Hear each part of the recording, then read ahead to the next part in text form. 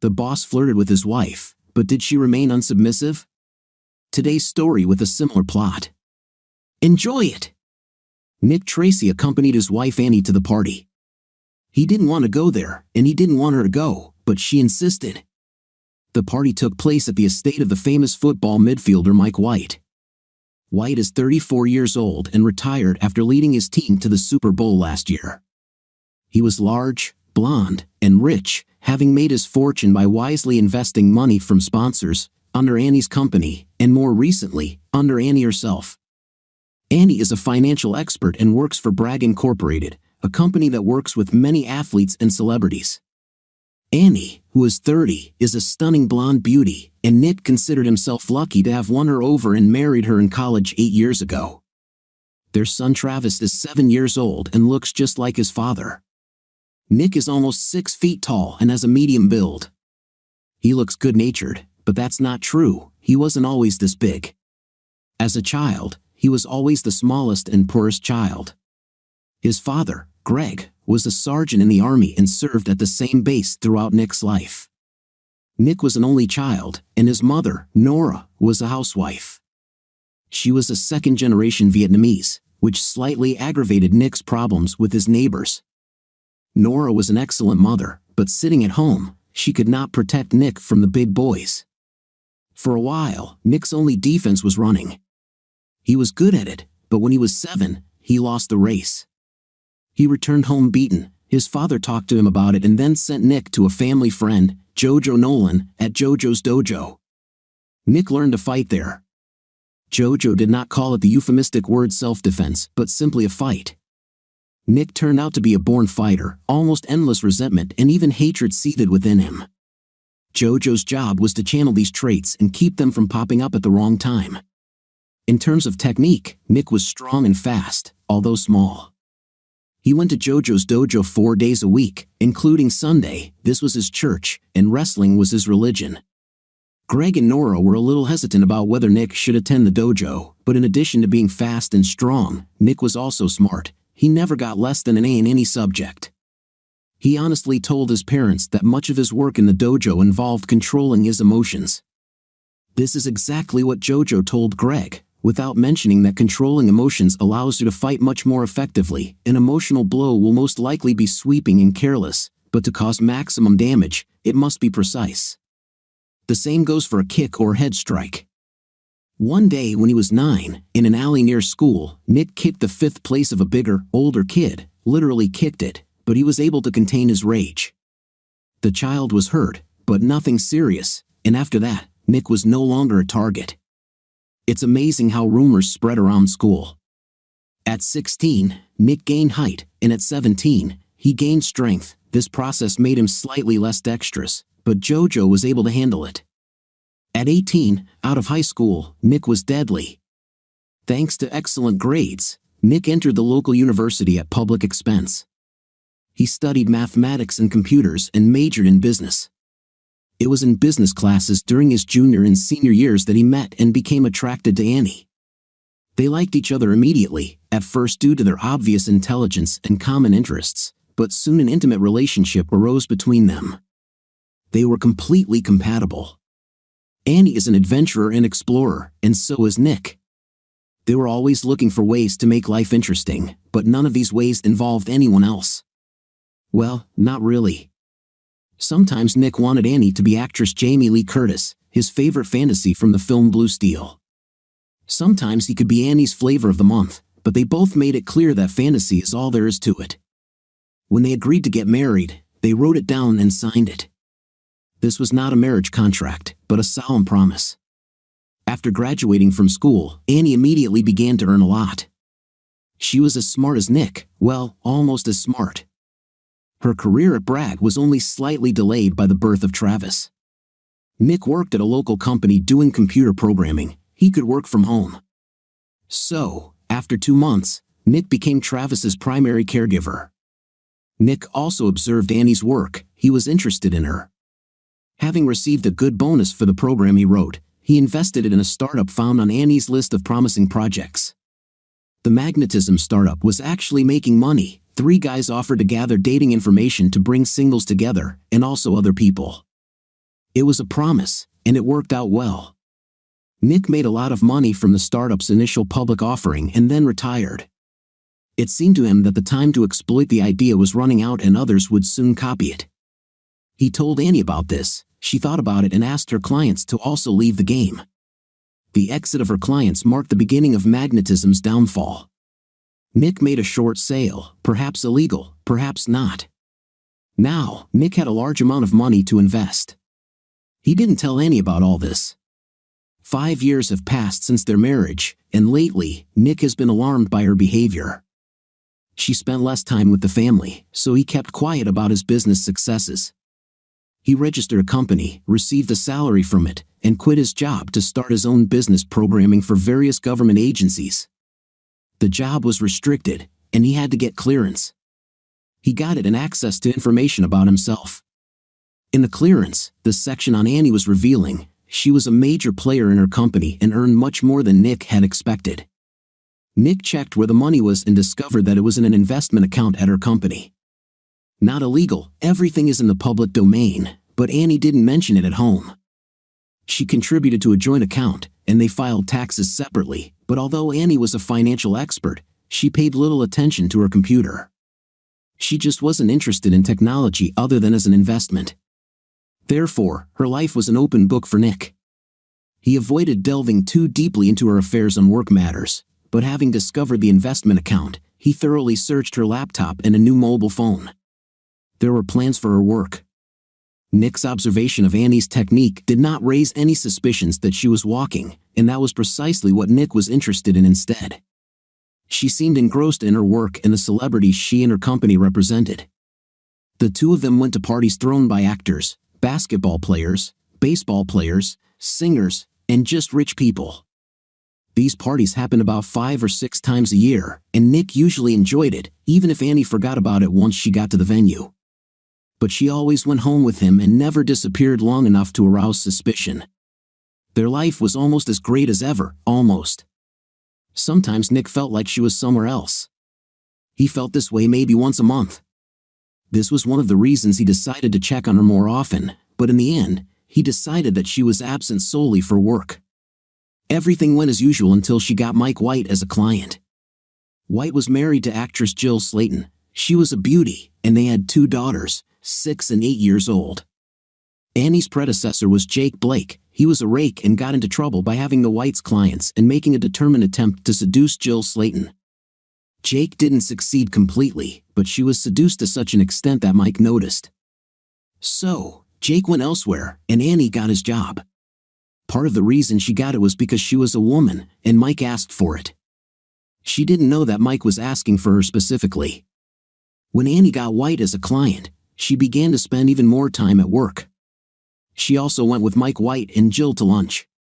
Jill knew that Mike had specifically asked that Annie handle his investments, so I went to lunch with them just to see what was what. Surprisingly, she wasn't completely against Mike having with Annie. She herself wanted to go to bed with her co-star in the film she was soon to star in.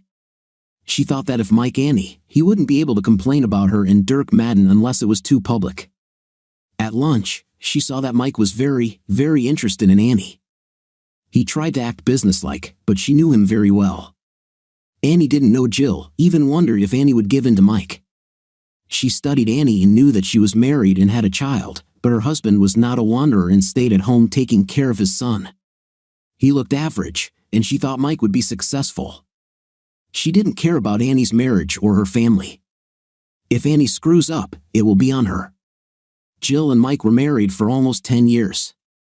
In the first years, while on the road, he walked around a bit.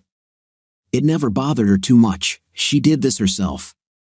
But in the last 6 years, ever since they both found out about each other's sins, they promised to save their marriage, and they both succeeded. But now, Mike lusted after his financial advisor. Of course, she was a beauty, but still. Jill constantly dealt with men using her on themselves, and only recently with Dirk, she felt a strong temptation. She decided that a little activity on the side would not ruin their marriage. He loves his children, and so does she. They will both forgive each other, maybe they will even be able to come to an agreement in a different way. Mike was one of the best Jill had ever had. It would have been difficult for her to give it up, but she had come to believe that a lack of variety could be the spice of a bland life, at least in the part of it. After dinner, Jill joked with Mike as they drove home, "Do you want this? I saw everything, no matter how hard you tried to hide it from me." "Sorry, we made a promise, and I will keep it." "What if I let you go?" "Will you let me go?" "Why?" "Because of that Dirk? I don't believe what I heard about his manhood in his pants, but maybe you know about it." "Don't know, just rumors, so to speak, no direct experience."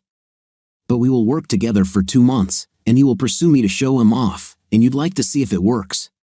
Maybe if he turns out to be a loser, then it will only be a one-time thing." "Jill, I don't agree. We have a family, and we will keep it. I will always love you the most, the other one won't interfere with this. Didn't interfere before anyway. I see what you're going to try for that woman, and she's married, Mike, and she has a child, not to mention my husband." Mike looked at her. "You are offering something like an exchange, an eye for an eye, more like breasts for a man's instrument, but yes, you will have to make every effort to keep this a secret. I don't want girls to read about this in the newspapers or online. This will be my main condition for him.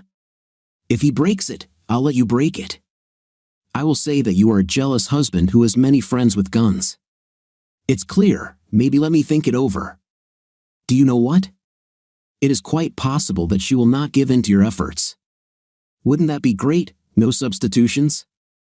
The deal is concluded only for her. You think I can't have her? Nonsense, prove it." "I don't believe the words," she grinned, "and again, I thought that men are so simple." That's how Annie became Mike White's target. After lunch, Annie drove back to her office. She wasn't as ignorant as the famous couple thought she was. She just knew how to put on a poker face in public. But she knew that Mike was excited throughout lunch. From where she stood, she saw it, but Jill did not. However, Jill seemed to know this. Annie wondered which one of them turned him on so much, but she decided that it must be her, not his wife of 10 years, no matter how. Annie had to decide what to do with Mike. Keeping his account was a big step forward for her, but she didn't really need it that much. What did she need? Because if she was honest with herself, she knew she could accept Mike's offer. He was big, brash, and strong. Nick was also strong, but not big. He also didn't show too much personality. Another thing to consider was that Mike has a very large manhood. As she noticed during lunch, it was bigger than she'd ever had it, and she admitted to herself that she was curious. Then there was the idea that Mike was married to a beautiful movie star, and yet he wants her, an ego boost that Annie didn't need at all. On the other hand, she has a family and a wonderful husband. She didn't want to ruin it all. She also knew that if she started secretly dating Mike, Nick would find out about it, and it would destroy him. It will destroy the family too, she thought. The risk was too great, and she decided to refuse Mike. But Mike was persistent. As Jill's filming date approached, Mike worked hard on Annie. At first, he did it subtly, then rougher. Annie was drawn to him like a magnet. It got to the point where she would get excited when he entered the room, but she would constantly turn him down. One day, she allowed him to kiss her after a business meeting in her office. The kiss was hot, but she pulled away and disappeared behind her desk. She was breathing heavily, and he was hard as a rock. He said, "Let's do this, Annie. Nobody will know. We both really want this." She nearly cried with disappointment as she said, "I made a promise to Nick, and I won't break it." "I will not." Mike accepted it. He turned and left her office. Although he was just as upset as she was, he returned home and took it all out on Jill. Jill relaxed and let it happen. Everything was amazing for her. She liked it when Mike took her like a savage, even though he was a savage under a thin layer of plaster, perfect for her. When it was all over, they were lying on the bed exhausted, as if they had survived a hurricane. Jill said, "I believe your financial advisor is keeping you on your toes, to my advantage. I'm rooting for her, not you, but if she starts to upset you anymore, I might have to run away." She was making fun of him, and he knew it. "I'll drive her away. She's just too devoted to her husband. If you think about it, it's admirable. Why not leave her alone? If you succeed, she will be a complete fifth place, and not just because of you." I can't leave it like this while you have with a stallion. I bet he's nothing special, but that won't stop you, right? I told you, if he's not too good, I'll only do it once. I may have to kill him, Jill. I can get so upset with Annie. Then wait until filming is over. We don't want to spoil the film, but his mysterious death right before its release will boost the box office. They giggled. Mike thought it over. He was pretty sure Annie wanted him as much as he wanted her. When they kissed, he felt her passion, and she felt his. She gasped when this happened. But he had no intention of forcing her. Jill was already getting ready to film when Mike had an idea and talked to Annie about it. Annie, I can't tell you how much I respect your dedication to your marriage because I know how much you want me. But I have an idea. Annie immediately became wary. Which is? I want to throw a party in Black Rock. There will be a lot of fun people there. Remember when you said that your man's secret fantasy is Jamie Lee Curtis? So what now? She is not at all the same as she was in the film. He likes. Mike showed her a photo of the woman who played the second female role in the film, Jill, the role of the temptress. Lord, she looks just like that. Who is this? This is Samantha Jordan. She's filming Jill's new movie and might be at the party. And what? Why is this? I can arrange for her to hit on Nick while dressed appropriately. She's 24, and Jill says she's ready for adventure. And then what will we do? Jill will have her co-star, Dirk. Later, when everyone is left, she would take him upstairs. Samantha will take Nick upstairs. We will stay with you. You want me to have with you, and you would have with a starlet. Good idea, Jill. She'll be out with that idiot Dirk. Well, we can move on while she's gone, or it could just be the weekend, everything is nice and cozy orgy. But Nick will refuse, and then he will understand that I set him up. He's not a very nice person when he's angry. Can he really hurt you? No, not for me, Mike. Don't worry about it. No fights. It's much smaller. I may also have security. Actually, at these parties, I always have security. He goes to some dojo, you know. Mike just smiled. The conversation took place during lunch at a restaurant, and they were sitting in a dark booth. Mike was next to her. He pulled her towards him and kissed her. As she turned around, placing her hand on his hard manhood, she did not remove it and kissed him in response. He thought he could take her right here, but it was too risky. She weakly pushed him away and whispered, "Oh my God, Mike." "Oh, damn. God." She pressed the button to call the waiter, and he immediately appeared, looked at them, but said nothing. Mike paid the bill, and they left. Annie returned from lunch in her car. The Black Rock party was scheduled to take place on Friday afternoon. Musical groups, many celebrities, mostly from films, possibly several ball players, and perhaps wives, or maybe not. Annie was worried about how to invite Nick to the party and how to get him to make the trade. She knew him, and he didn't seem flexible, at least as far as other partners are concerned. That's why they signed that promise. In addition, he is smart and will immediately understand what is happening. But if she tells him in advance, he will never go. That night over dinner, chicken roast, Nick's signature dish, Annie told him about the party. Nick, Mike, and Jill are having a party before she leaves for filming.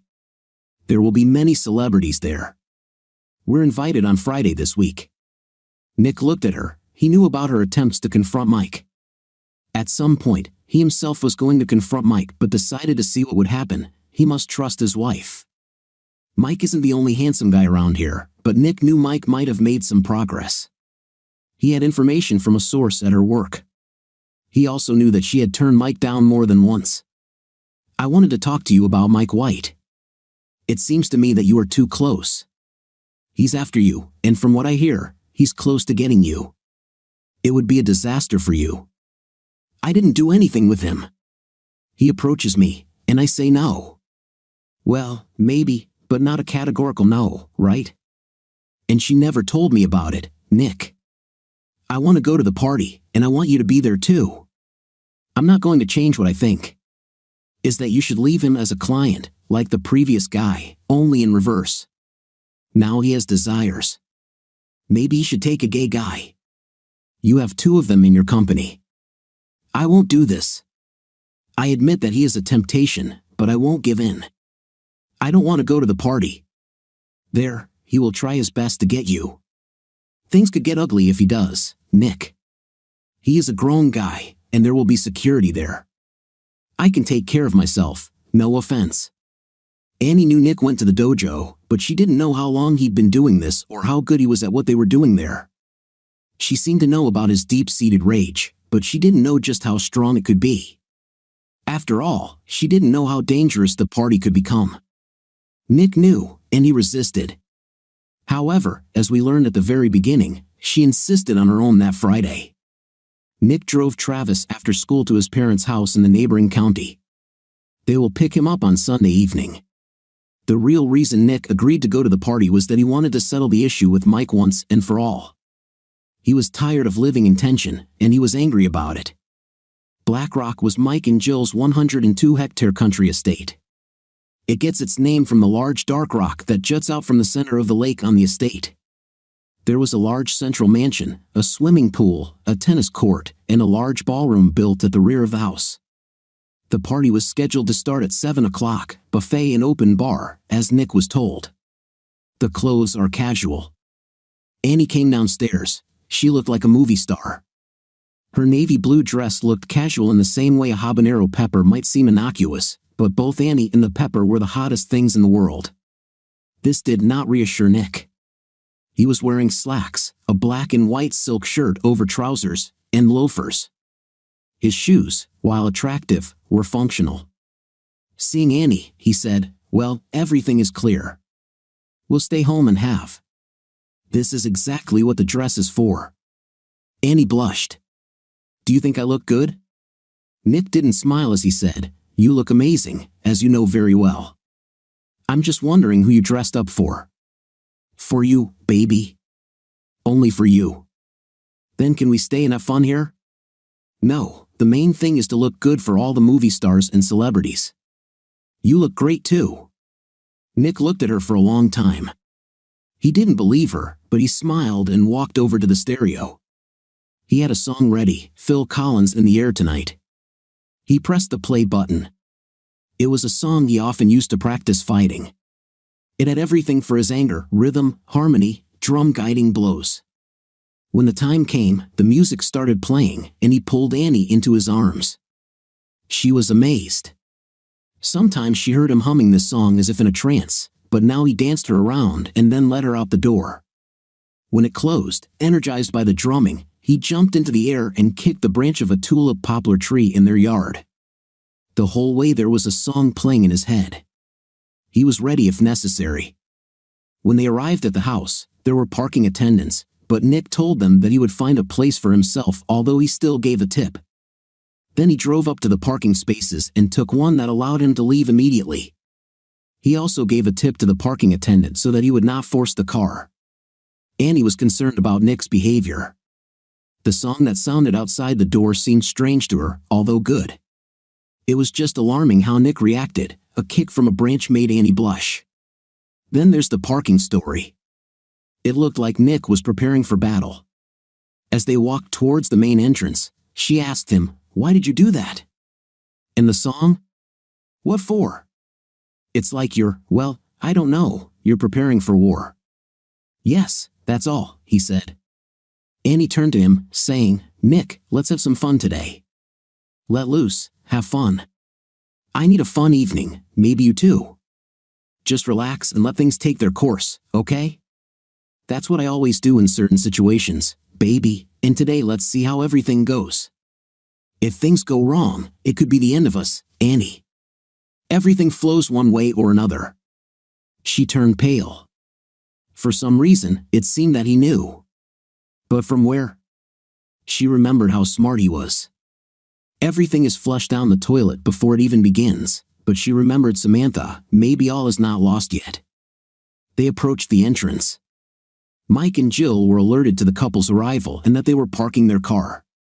Samantha was warned to arrive a little later, and they themselves met them at the door. Jill hugged Nick. She was beautiful and she smelled good.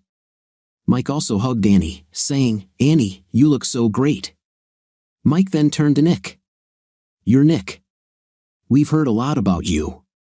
Nice to meet you." He extended his hand to shake. Nick took it. Mike began to squeeze him like a man. The action was completely wrong. Nick responded in kind, but not hard enough to cause Mike permanent pain. Mike let go. Nick smiled at him and said, "Nice to meet you, Mike. Judging by that shrug, maybe I haven't heard enough about you from Annie." This stopped the conversation for a second, as there was a drawn-out pause. Jill then said, "Why don't we go inside and meet our other guests?" They were introduced in a circle. There were 4 or 5 football players with women, 2 of them wives. There was Dirk and several other actors and actresses. There were 2 boxers and a lot of pretty women who were just there. It looked like a stocked pay pond. Nick wandered around, there was a buffet, and Nick got himself a salad. Annie was with one of the boxers, and Nick could see she was in sales mode. Fine. Nick took the seltzer, he had no intention of drinking this evening. Nick watched as Mike walked over to Annie and took her by the elbow. She turned to him and gave him a smile, but then she said something that made him tense. Mike looked back, saw Jill, and waved to her. Jill disappeared around the corner and then appeared behind Nick. With her was the woman Nick had ever seen. She looked like Jamie right down to her hair and build. Nick was stunned. Jill said, "Nick, I'd like to introduce you to Samantha Jordan, my co-star in the film. She is a real talent." Nick was speechless for a moment. In his opinion, this woman made Annie and Jill look like witches. Finally, he said, "Hello, you are awesome." Samantha was used to guys reacting to her, but she was surprised by Nick's reaction, which seemed real, and smiled at him. She knew her role for tonight. Jill said that the guy was ordinary, but Samantha, when she saw him, did not agree with this. He made an indelible impression on her. To her, he looked strong and robust. Jill saw all this and was amazed that Sam seemed to be completely smitten. She wasn't such a good actress that she faked her reaction. Sam came to her senses, took Nick by the elbow, and led him towards the pool for privacy. Sam had doubts. She didn't mind the idea of Nick half to death or vice versa, but he was nice. They talked a little. Nick asked her about films. She acted in several, but this was her biggest role. She asked Nick about his work, and he gave her the short version. At the same time, they continued to look at each other. The more they talked, the more Samantha wanted to sleep with Nick, and she definitely made it clear to him, no fake smiles, a look of pure lust back and forth. Sitting there, they attracted attention. Meanwhile, Annie and Mike were dancing. Annie saw Nick introduced to Samantha, then she and Mike went to the dance floor. 2 quick dances, and they went to the bar. Jill and Dirk came up. Annie asked Jill, "And how did Nick react to Samantha?" Jill felt a little awkward, and Annie noticed it. The alarm went off. She asked, "What's the matter?" Jill replied, "I would say that they fell in love with each other. I've never seen anything like it." Annie was shocked. "Where are they?" "I think by the pool." Annie went to look and saw the same thing as everyone else, 2 people who were at the very least blown away. She asked Jill, "Is she playing so well, or is she really falling in love?" "I fell in love, and it's not just lust, amazing. Looks like your plan to screw Mike is going to work today. He is all yours, perhaps even for a long time, judging by them." Annie said, "Crap, oh my God." Samantha decided to tell Nick the whole truth. If they were going to be together, she didn't want it to be based on deception, so she told him that she was supposed to distract him to be a consolation prize. Nick realized this.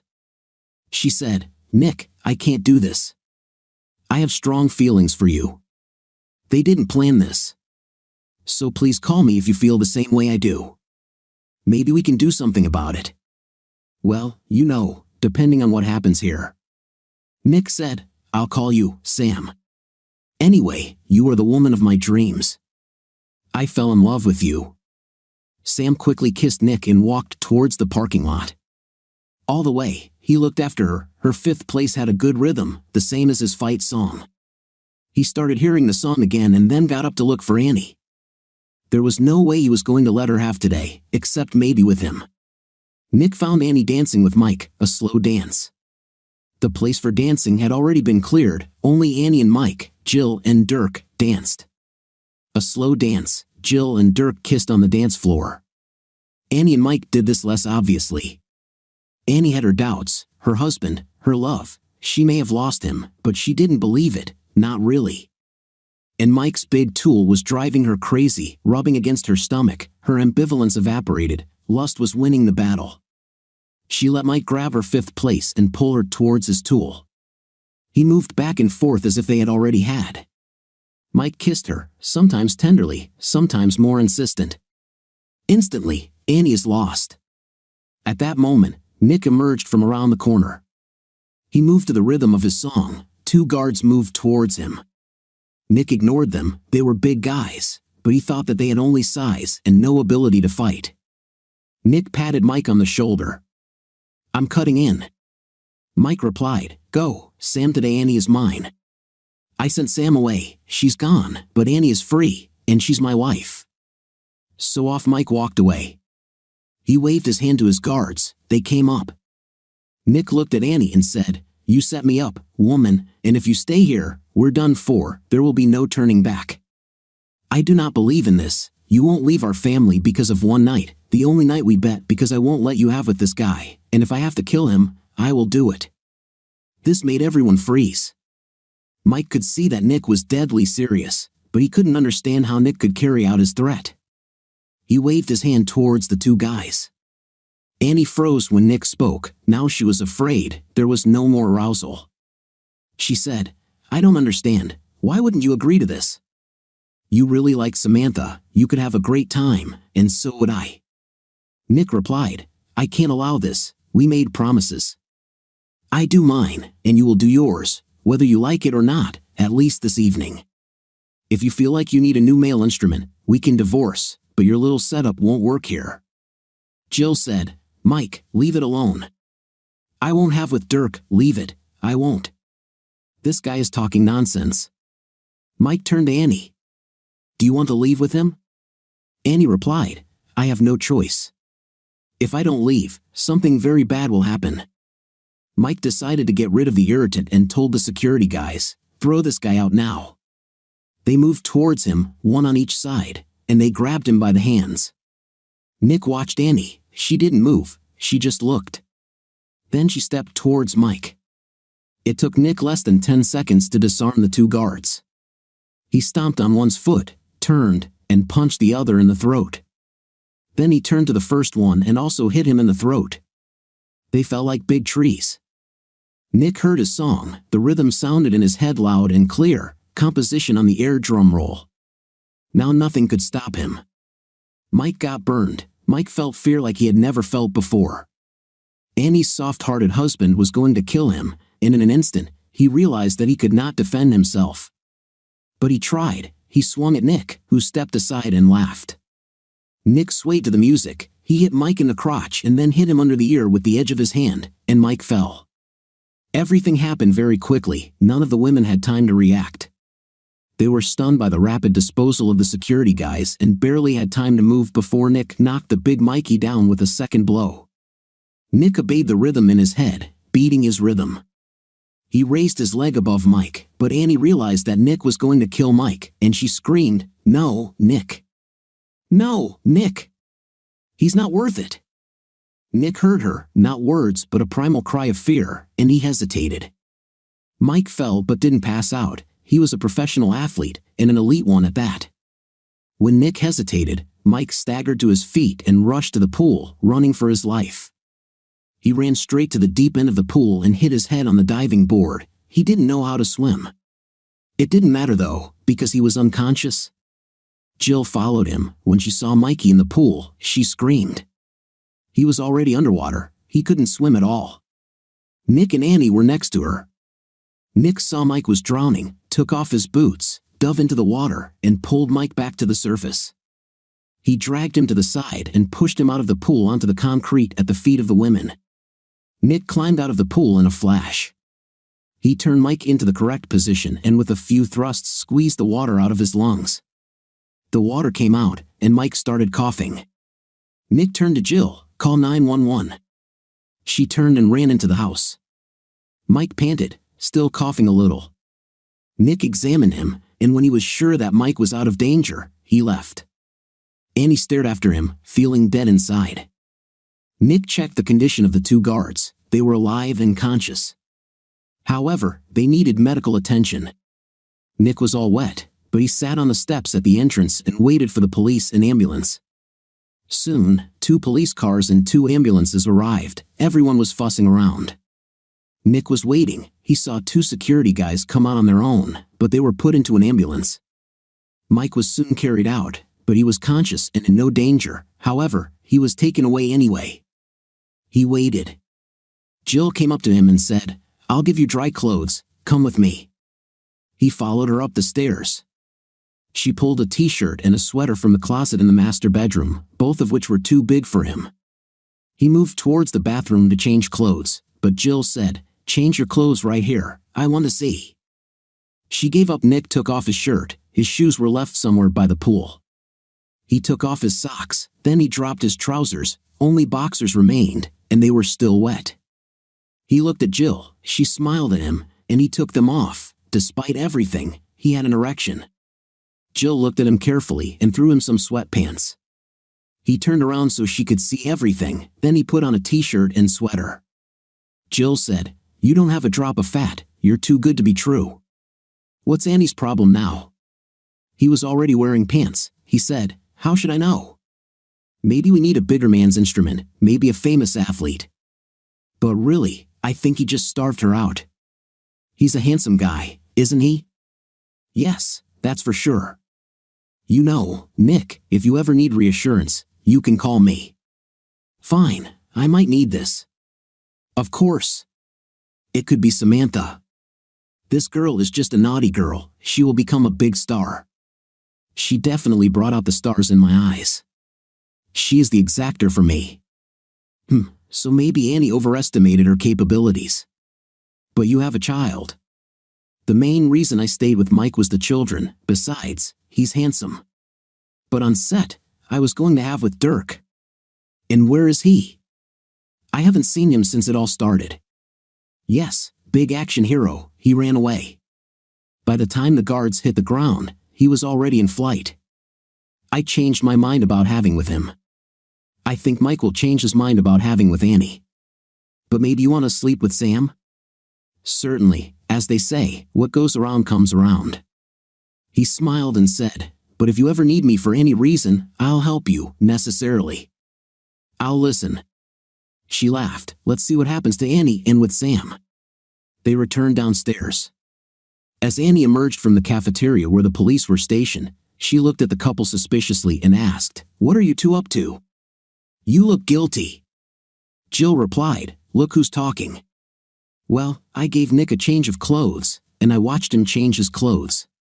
"You're an idiot, Annie." Jill left. A police detective came out of the room and called Nick. Nick sat down opposite 2 policemen.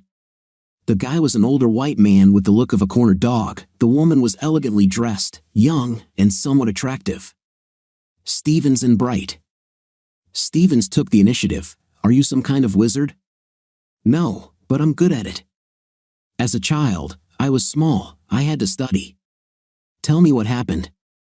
Nick went through all the events as he remembered them. 2 hours had passed since the rescue, but he remembered everything well. At the end, Bright asked, "Were you going to kill Mr. White?" "Hard to say. My wife screamed, and I went out of my rhythm. After that, I wouldn't do it." "So, you saved his life?" "I couldn't watch him drown. I was no longer in killing mode then. Besides, if he were dead now, I would have much bigger problems, you know. He hit me first. Well, I tried. That's what everyone says, but that was after you defeated the security guys." "Yes, everything was as I said." "Will you arrest me?" "No, the decision is up to the prosecutor, but the case will receive wide publicity." "So, we don't know. The new prosecutor is a liberal, so we have no idea what she'll do." "So, I can go home?" "Yes." By the way, there are videos everywhere in this house. We are downloading it now. We will contact you if we have any further questions. Don't blame Mike White for trying to hit me. He's good for nothing." Bright laughed, but Stevens remained serious. Nick wasn't trying to be funny. Nick walked out onto the main landing where Annie was sitting on the stairs with Jill. He looked at her and said, "I'm leaving. You can come with me or not." Annie stood up. She turned to Jill and said, "Jill, thank you for an interesting evening." Jill smiled at her. "I hope the next party will be a little more modest. I also hope that you both make peace." She looked straight at Annie. "I was completely serious when I said what I said. He is awesome in my own way. You were a fool. Samantha won't be such a fool if she gets the chance." Annie and Nick got into the car, and Nick drove off. They returned home at 2:30 in the morning. Annie took a shower first, then Nick. She was already asleep when he came out, and 2 minutes later, he fell asleep too. This sad, they both overslept. Nick got up around 10 o'clock and went to prepare breakfast. He was hungry. At the party, I only ate a small salad. Annie appeared while he was eating cereal. She was dressed in a short sleeveless dress of faded pink, knowing full well what Nick liked about this old thing. But Nick looked at her and went back to his cereal. A minute later, he said, "I'm not that simple. And even if I did, it would just be." Annie smiled. "That would be a great start. Just let me know. I owe you, and I'm ready to pay. And pay. And pay." Nick was crazy about her, but then he thought about Samantha. Annie was eating corn cereal, chewing. She spoke, "I'm sorry that I tried to conspire against you. It was very wrong, and I hope that someday I will be forgiven. Until then, you can get whatever you want from me." She looked at him up and down. "In the last few hours, 2 movie stars and my very wife have proposed to me, and yet somehow, I managed to resist, which is more than you could have done if I had left you there with Mike. Mike, this is strength." "Well, that's what I thought, but you beat him like a drum. I knew you did this in the dojo, but God, Nick, I'm very good at a lot of things. Annie, maybe I just don't promote myself enough. I told you about my hobby, yes? I told you. Can I go to the dojo with you?" "For what?" She blushed, "Because it's so hot. You can beat up anyone, and I can't help it. When I imagined you beating up those guys, including Mike, I almost reached a no-contact climax. I'm a puppet in your hands." She stood up and took off her dress. There was nothing underneath. He looked her up and down. He saw how excited she was. He stood up, walked around the kitchen table, and pointed to the floor. She immediately knelt down, realizing what he wanted, and pulled out his manhood. The last one was not so easy because he was very hard. Then she said about it with a fervor she had not shown for a long time. He was impressed. He picked her up and carried her to the living room sofa, bending her over the back. She knew what to do. She squirmed in front of him. He spread her and plunged inside, rubbing the sensitive part of her private part against the back of the sofa with its rough upholstery. She reached the finish line and exploded like a TNT bomb. He continued to work on her, and she continued to pulsate, rising to the heights of climax. Then he came to the finish line, erupting like a volcano again and again. Nick knew she wasn't faking her new attraction to him. Not to say that she had been as cold as a fish before, but to be honest, there had been a little stagnant until that evening in Black Rock. Now she was so hot for him and very, very hot for herself. Nick's thoughts raced between movie stars. He wanted Samantha badly. She may have become a threat to his marriage, but he also wanted Jill. He saw her when she looked at him, and he could have her. She saw how easily he handled her big, strong husband, and it turned her on just as Annie was aroused. He thought that he could have many women, just at what cost? Beating up their men? No, he couldn't do that. At least not often. He needed to think things through. Of course, not all women wanted a guy to beat up their man and them. Of course, that wouldn't be civilized. Annie caressed his manhood and then grinned, saying, "Oh, we'll have so much fun." They spent most of Saturday in the grip of all-consuming lust. We had in every way we could think of. By 10 o'clock at night, Nick was exhausted and couldn't do it anymore. Annie cheered, saying, "I won the competition." "You were a good competitor, but the woman has the advantage." She didn't say, but she thought, "Let's get the next one." He was still giggling as he fell asleep, but if he had heard her thoughts, he would not have been so complacent. Sunday started off modestly. Annie made pancakes, and they used good maple syrup. Then Annie took the last pancake, covered in syrup, lifted her skirt, and rubbed the pancake all over her crotch, and then stuffed it into herself. She looked at him and smiled, saying, "It seems like my eyes are hungrier than my stomach.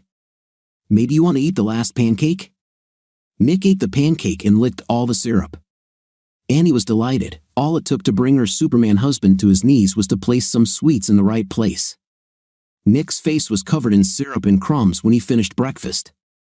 Annie pushed him onto the carpet and straddled him. She started licking the syrup off his face while rocking on top of him. She made it most of the way before they both reached the finish line, collapsed on top of him. She smeared her face a little with syrup, Real Vermont maple, the very best. It tasted pretty funny. Though the rest of the day was less impressive, both were tired and decided to take a walk in the local park and have a picnic. When they returned home after their walk, Annie asked, "Are we okay about Friday?" Nick looked at her and replied, "No." Annie looked shocked. "Why?" "We love each other." "I know that. You plotted for both of us to break our promises. I need to understand everything. You know I have other options." "Sam, I knew, damn, yes, you used your special knowledge of me to force me to break my oath just so Big Mike could, yes, I guess it was pure lust. He constantly pestered me. He is hot. But don't you think that if everything had worked out the way you planned, we would eventually break up?" "No, why?" "Lack of trust, lack of respect." Annie lowered her eyes. "I haven't really thought about all this. When Mike sent his guys on me, I looked at you, and you stepped towards him. I must have assumed they would throw me out." "Oh, Nick, they were big and everything." "Yeah, and when they threw me out, you and Mike would have, and the marriage would be over. I think I'd go with you, Nick. Lust or not, I really doubt it. I'd say it's 50-50, and you know it. It makes me feel humiliated. I will never let myself go through this again. I know what you can do now. I know when I think about this, I feel uneasy, Annie. I don't want you to be loyal to us just because you think I'm the strongest animal in the jungle. I thought we loved each other. When you suggested that Mike might eliminate me as a nuisance, you stepped towards him."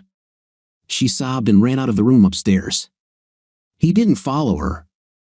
They both knew that what he said was true. Nick had a couple of beers and watched a baseball game. When faced with an important decision or a stressful situation, he usually thought as if immersed in himself.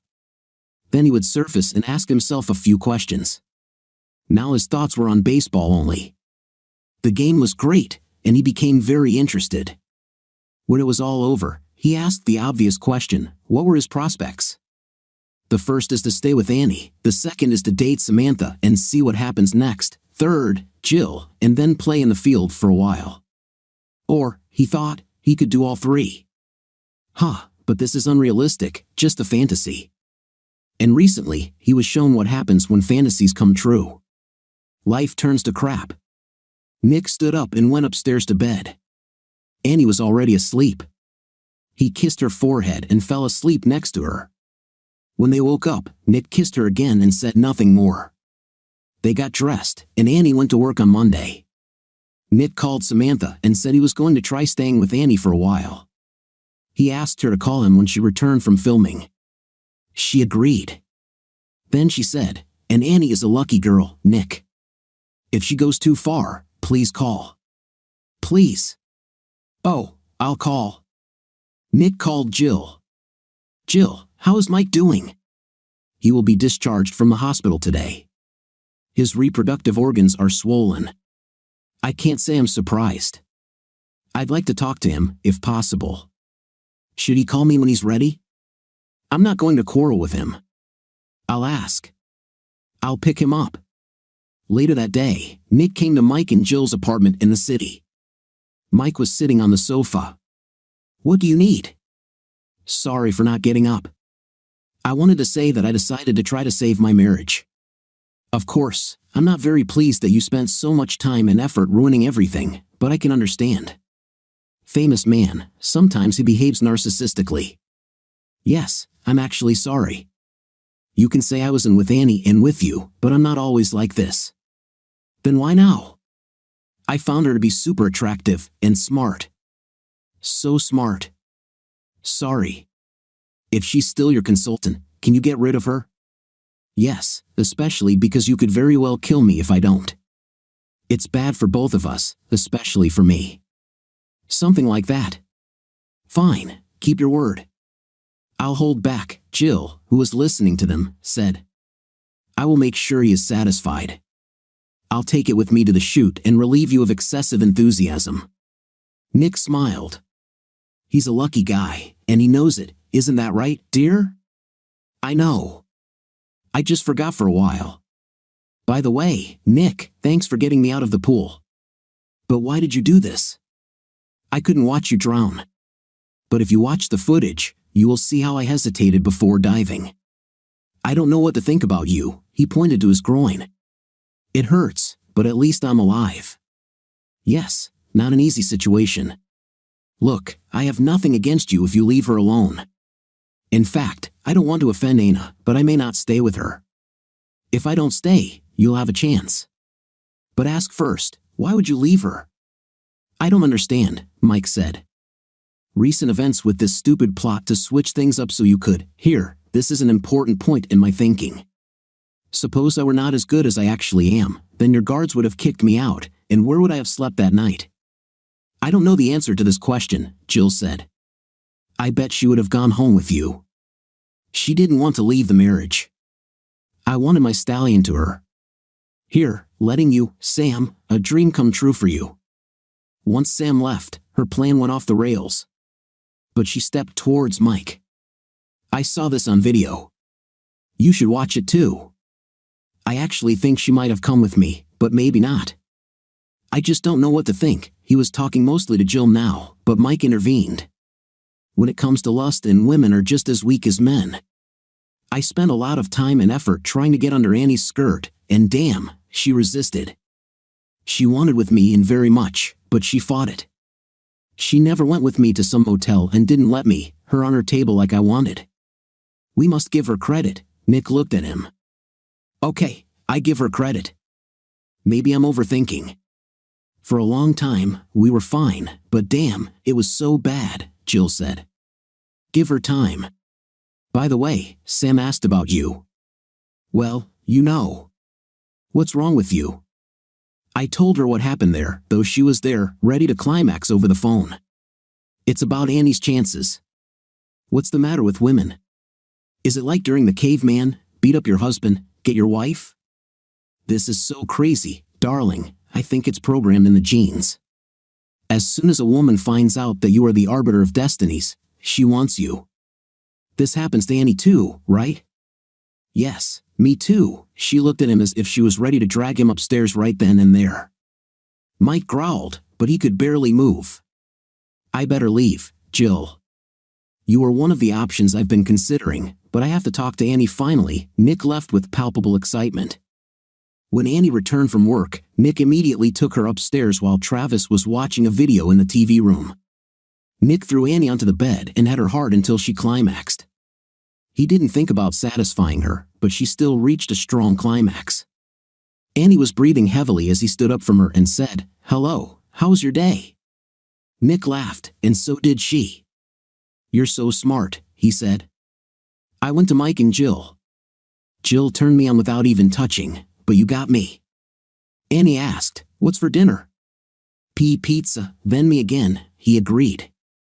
This time they were in no hurry. It was very pleasant for both of them.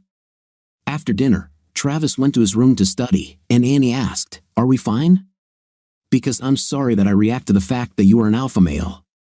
I can't do anything about it." "I guess Jill does too." "Yes, and now you beat her husband, former alpha male. How is he, by the way?" "He'll get better.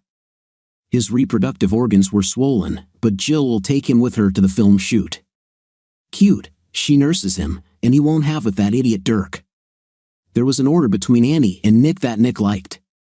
He got it when he wanted and how he wanted it. But in some strange way, he was tired of it. She was so submissive. 6 weeks later, Jill and Mike returned and invited Annie and Nick to Black Rock, another party with the cast and crew of the film. Nick was ambivalent, Annie too, but they decided to go. It was a movie party, no athletes except Mike. Annie was driving, and she asked the valet to park the car. Jill met them at the door, and Samantha came right behind them with a dark-haired, brown-eyed handsome man. Jill said, "Welcome, Sam. You know Annie and Nick, guys." "Sam, this is Vince Capp, he is also starring in the film." Vince said, "Well, unless they cut me out during editing." Sam assured, "They won't cut it out, big boy. Women need to be attracted too." They all went inside. Nick found himself jealous of Vince and Sam. Mike met them at the buffet. He and Nick shook hands. This time there was no male competition. Mike gave Annie a rather chaste hug. Annie and Nick began to circulate in the crowd. This crowd consisted of the film's crew, including director Hector Salas and financier Blake Davis. The two were busy with themselves. Nick was not at all eager to approach them. And just like that, Hector began to pursue Annie.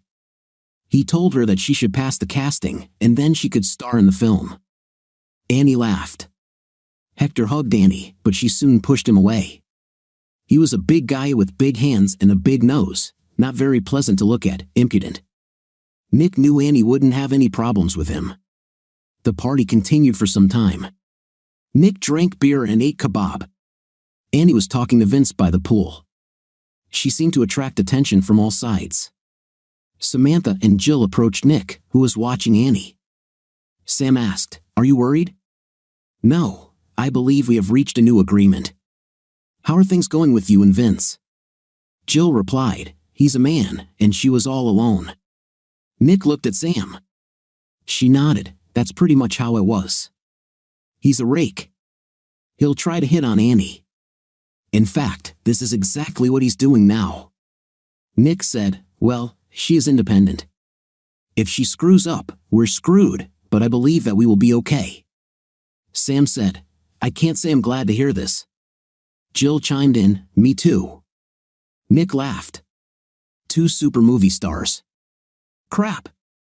They separated. Nick walked over to where Annie was still talking to Vince. It seemed to Nick that Vince was slightly wedging himself into her space. He took her hand and asked, "So, Vince, what's it like to make a movie?" Vince replied, "I was just telling Annie that this is very hard work, not at all romantic." "Well, there is Sam," Vince smiled. "We must admit that this is so." Nick led Annie aside, where Mike stood alone. He didn't mix well with the movie people except for the two stuntmen. Annie asked, "How was it on the set?" "You went, right?" "Yes, lasted 2 weeks, but it wasn't that much fun just to be with Jill. I left when filming of her stallion ended." "I didn't have to kill him," Nick said. "This is good." Things could get messy, the three of them laughed. Dirk was on the other side of the pool, talking to a young woman who looked fascinated by him. Mike said, "This is one of the extras who was brought in late." She probably hadn't seen him before. "Looks like he's making progress." Annie said, "I heard from an anonymous source that he has very great dignity." Mike looked at her, and she replied, "No, this is not Jill." Annie had a couple of other clients who might be dating Dirk. Nick said, "Great dignity? What is this?" Annie replied, "I wasn't that inquisitive." Nick nodded. "Fine." The evening continued, with some people using the pool, but not Mike. The most interesting thing for Nick was when Samantha came out in a bikini and started swimming. In fact, it was interesting to almost the entire male cast of guests when Sam appeared and dove into the pool. Jill was standing next to Nick. She muttered, "Bragger." Nick said, "You can take a swim too, but some guys can get overly excited, and I'll watch." Jill stared at Nick. Then she smiled at him and said, "I will do it if you do it too." Annie heard this, looked at Nick, and said, "Well, now is the time to speak or remain silent." Just no prolonged physical contact. Nick and Jill went upstairs. Nick didn't have swim trunks, but there were several different sizes available for the guests. Jill tossed Nick a black thong. He tossed them back and chose an old-fashioned pair of swim trunks. She gave him blue ones instead, a compromise. Jill undressed and put on a bikini. Nick watched with interest. She was beautiful. She nodded towards her swimming trunks. Nick took off all his clothes and tried to get into his swimming trunks, but watching Jill began to excite him. "Help?" she asked. "No," Nick answered. "Please do not. I have enough problems as it is." He squeezed himself into his swim trunks and lost his hardness in the process. The two of them went downstairs. Jill plunged into the water, took 3 steps, and dived in next to Sam. Nick was impressed with the dive.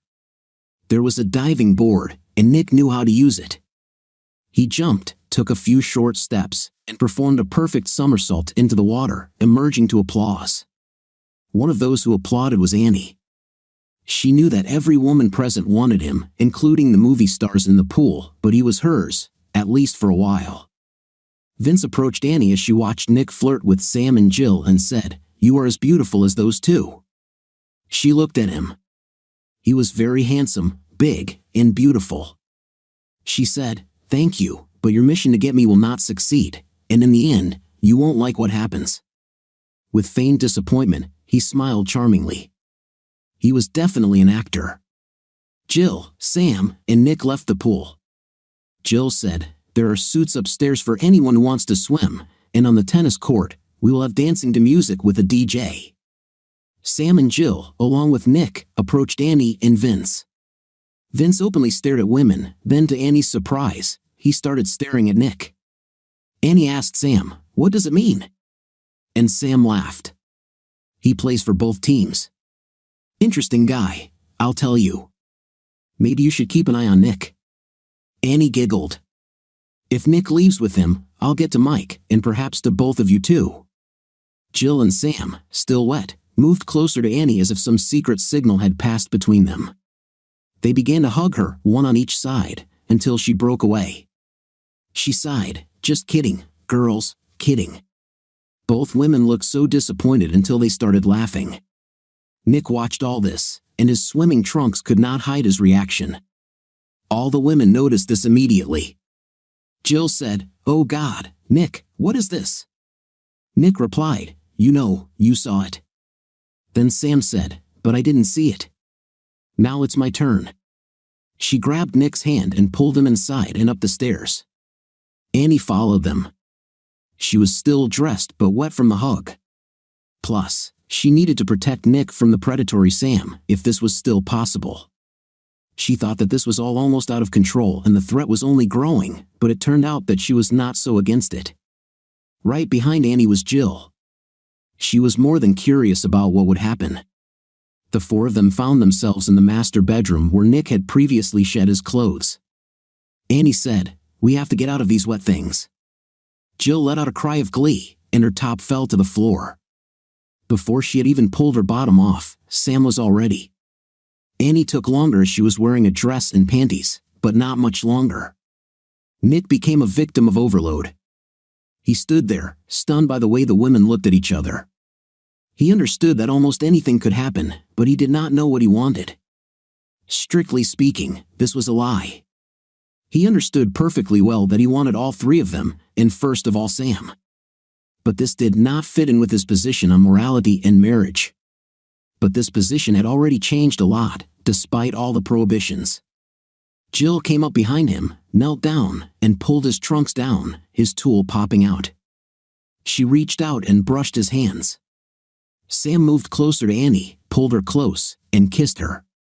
Annie answered, but then Jill came out from behind Nick. She said, "No more promiscuity. The party continues, and I am the hostess, and I won't let you 3 have without me." She tossed Sam and Annie dresses for the pool, short. I put one of them on myself. Nick was still, and the women were looking at him. Annie asked, "How do we dress him?" Jill replied, "Why should we let him wear clothes?" Sam said, "Because we want it for ourselves." If it comes to that, we have to cut off Vince and those young girls." Annie said, "I didn't agree to anything." She tossed Nick his usual swimming trunks and a t-shirt. Both others groaned. They all went down to the tennis court where the dancing was taking place. Mike walked up to Nick and said, "Have you already all three?" "No, although, Lord, we changed clothes right there in your bedroom." "Sorry, but there was nothing special. Jill stopped everything." "Mike, I couldn't stop myself." "I guess I'm weak." Mike said, "I am ready to exchange with you for tonight." Nick looked at him. "No, that sounds interesting, but no. Jill is a real tigress. I just cannot. Oh, my mother raised me wrong." Mike laughed and then said, "Well, at least I'll dance with her." "Sam too." Mike walked up to Annie and took her to the floor to dance the jitterbug. Annie looked at Nick, who waved at her. The crowd thinned out. Jill danced with Vic. Samantha walked up to Nick and simply led him onto the dance floor as the DJ switched to slow music. Nick pulled her close. Sam whispered in his ear, "I think the time has come for us. Mike has Annie, he will turn her on, and Jill will try Vic." This was the ultimate test of his toughness, moral fortitude too. He passed one test but failed the other. The whole party looked like a bunch of teenagers playing spin the bottle. The slow music ended, and Nick and Sam started dancing to the medium-fast music. Sam danced really well. She slid around Nick. Nick slid over her body and began to harden again. She answered him the same. They disappeared into each other. Meanwhile, Mike, as predicted, turned Annie on. At first, he held back, remembering the last party, but Annie got excited, and Nick waved her through, allowing her to go to the floor with Mike. Jill and Vic weren't so excited. Jill was more interested in the other two couples. Vic was fine, but Jill was interested in Sam and Nick. It was like a depraved morality game. She knew that if Nick left with Sam, Annie would go upstairs with Mike, but I didn't know what would happen, and she didn't know what she would do if they split into pairs. She thought she would join Mike with Annie first, maybe then to Sam and Nick. Vic remained out of work. Then, at the prearranged time, DJ Mick took a break. It was unpleasant for him to do this because he was interested in the events on the dance floor, but union rules and all that. "I'll be back in 10 minutes, he said quietly and went to get a beer. Trade union rules. There were only 6 of them left, plus the staff. Everyone approached the table between the pool and the dance floor. There were a few sidelong glances, no chatter, lots of tension. Jill said, "I was wondering which of you I would join first." This statement was like a bomb dropped on the table. Annie held Mike's hand. Nick and Sam were sitting on the love seat with her legs resting on his lap. Jill was sitting on Vic, but it was as if he was just her chair. He felt left out exactly. Annie looked at Nick, and she saw that Sam would take him if she wanted. And it was at that moment that Annie decided that Nick was the only man for her and that she did not want to share him. She stood up, dropping Mike's hand. Swaying slowly, she walked over to Nick and leaned down to kiss him. Nick kissed her back. Sam was still on his lap and heard Annie whisper to Nick, "It's time to go home, my love, enough excitement to keep us going until next time." Sam stood up from Nick. Nick groaned, but Annie pulled him towards her and wrapped her arm around his waist. She looked around and said, "I'll take this man home where he belongs." On the way out, Nick took the keys. He was in a trance-like state, so Annie drove the car. When they arrived home, Annie immediately took him to bed and removed his skimpy clothes. She covered him with her body and took possession of him. They made love slowly and sensually. Nick didn't think about Sam, he was only here with his wife. Everyone admits weakness sometimes, and at that moment, we rely on others to make sure everything is okay. And we're lucky if we have someone who can do it. What do you think of our story today? I thought the story was quite interesting, long and with plot twists. What is your opinion about the story? Write in the comments. See you in the comments.